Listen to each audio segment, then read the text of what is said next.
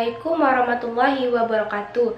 Saya Najla Nafiani. Di video kali ini akan menjelaskan sedikit tentang materi di pertemuan yang kedua, yaitu tentang subject makers, main idea, dan long vowels I.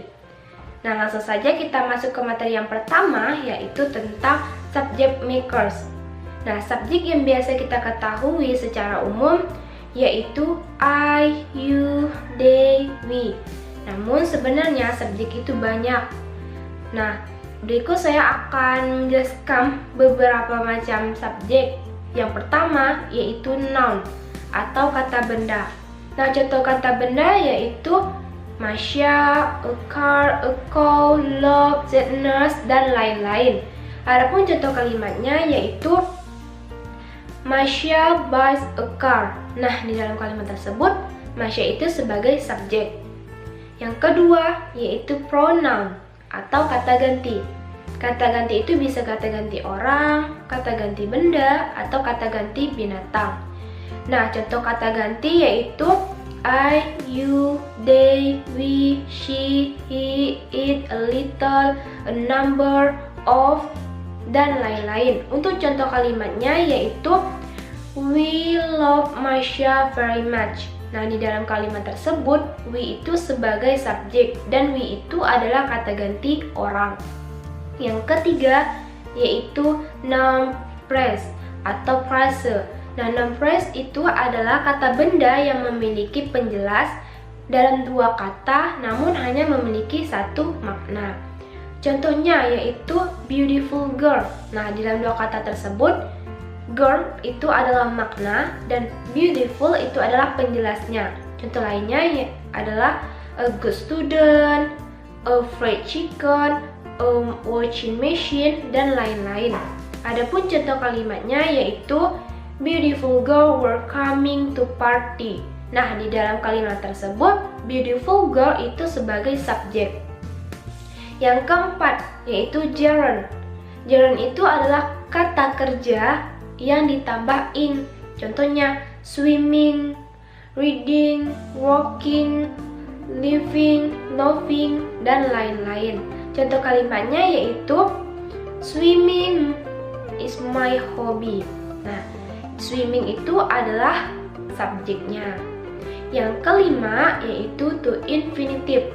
To infinitive itu adalah kata kerja yang di depannya ditambah to. Contohnya to swim, to study, to go, dan lain-lain. Contoh kalimatnya yaitu to swim in Sungai Kapuas may be dangerous. Nah, di dalam kalimat tersebut to swim itu sebagai subjek. Yang terakhir atau yang keenam yaitu clause atau klausa.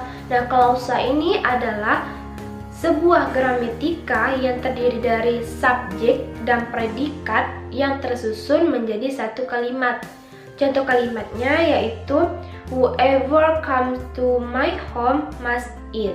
Nah, di dalam kalimat tersebut whoever itu sebagai subjeknya. Oke, selanjutnya kita akan masuk ke materi yang kedua yaitu tentang main idea atau ide pokok. Nah, ide pokok ini adalah gagasan yang menjadi pokok pengembangan paragraf. Nah, biasanya ide pokok ini terdapat di kalimat utama dan di setiap paragraf hanya memiliki satu ide pokok. Berikut saya akan menjelaskan cara untuk menentukan ide pokok di dalam sebuah teks. Yang pertama, baca setiap kalimat pertama di setiap paragraf. Yang kedua, cari informasi kunci yang menjadi inti penulis dalam kalimat tersebut. Yang ketiga, cari kesamaan di setiap paragraf dan tarik kesimpulan. Yang keempat, jawaban yang benar cenderung lebih umum atau mengcover sebagian paragraf. Yang terakhir, hindari jawaban atau kata-kata yang lebih spesifik. Nah, itu adalah beberapa cara untuk menentukan ide pokok di sebuah teks. Nah, berikutnya adalah jenis pertanyaan yang sering muncul untuk menanyakan ide pokok. Yang pertama, what is the topic of the passage? Yang kedua, what is the subject of the passage? Yang ketiga, what is the main idea of the passage? Mungkin itu adalah beberapa contoh soal yang sering muncul. Namun sebenarnya lebih banyak lagi contoh-contoh soal yang untuk menanyakan ide pokok. Oke, selanjutnya saya akan menjelaskan materi yang terakhir yaitu tentang long vowel E. Nah, contohnya yaitu ada sweet, see, agree, clean, been, eat, treat, dan masih banyak lagi. Nah, mungkin itu adalah beberapa contoh long vowels E. Nah, mungkin cukup sekian penjelasan dari saya tentang 3 materi tersebut. I hope in this video can help you and see you.